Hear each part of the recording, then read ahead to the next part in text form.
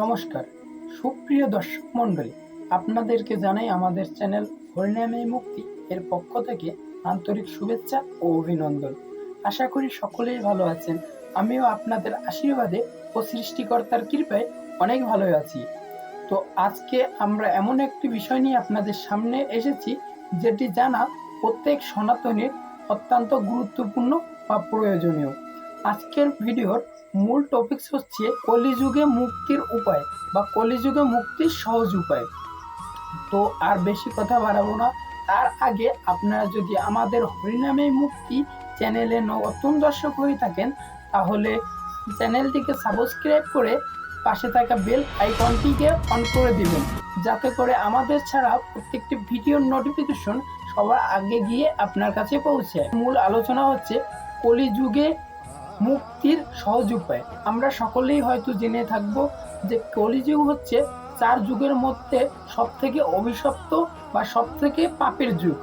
এই যুগটিকে ধরা হয় সবথেকে পাপের যুগ, কারণ কলিযুগে অনেক পাপ হয়ে থাকে। সত্য যুগ ছিল সত্যের যুগ, তখন কোনো পাপ ছিল না। তারপর ত্রেতা যুগে এই পাপের ভাগ এসে দাঁড়ালো 25%, বাকি 75% পুণ্য ছিল।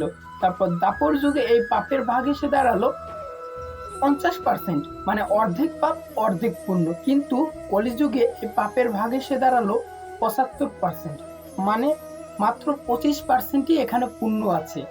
তো বুঝতেই পারছেন আপনারা এই যুগটি কতটা পাপের যুগ। কিন্তু এই যুগটি পাপের যুগ হওয়ার পরেও এই যুগটিকে সর্বশ্রেষ্ঠ বলা হয়েছে। শ্রীকৃষ্ণ স্বয়ং বলেছেন যে কলিযুগে মুক্তির সহজ উপায় হলো হরিনাম।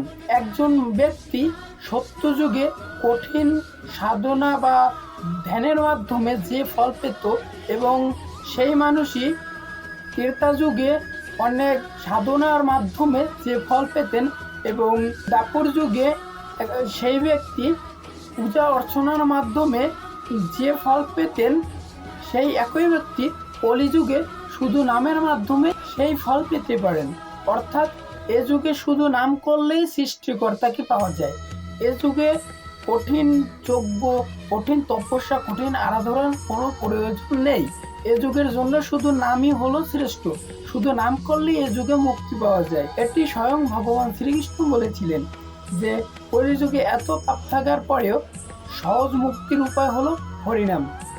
এই হরিনাম বলতে আমরা বুঝে থাকি হরে কৃষ্ণ কৃষ্ণ কৃষ্ণ হরে হরে, হরে রাম রাম রাম হরে হরে। শুধু এইটি যে হরিনাম তা কিন্তু নয়। আমরা যদি জয় হরি বল বলি, তাহলেই হরিনাম হয়ে যাবে। বা আমরা যে দেবদেবীরই পূজা করে থাকি না কেন, তার মাধ্যমে আমাদের হরিকে ডাকা হয়ে যাবে। কারণ শ্রীকৃষ্ণ বলেছেন যে আমাকে যেভাবে উপাসনা করে আমি তাকে সেইভাবেই সন্তুষ্ট করি, সকল মানুষ আমার পথে অনুসরণ করে। তো অর্থাৎ আমরা যাকেই ডাকি না কেন বা যাকেই নিজের ইষ্ট দেবতা মানি না কেন, যে কোনো একজনকে মানতে হবে, অর্থাৎ তাহলেই আমাদের হরিনাম করা হয়ে যাবে। তো বুঝতেই পারছেন আপনারা এই কলিযুগে মুক্তির উপায়টা কতটা সহজ। তারপরও কেন আমরা হরিনাম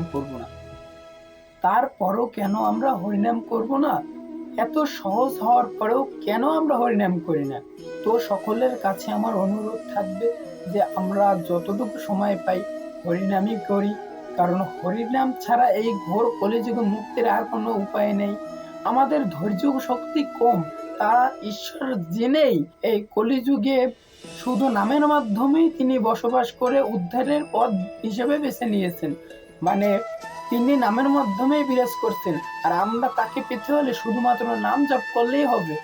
আগের মতো এই কঠিন ধ্যান, তপ, যজ্ঞ এসব করার কোনো দরকার নেই।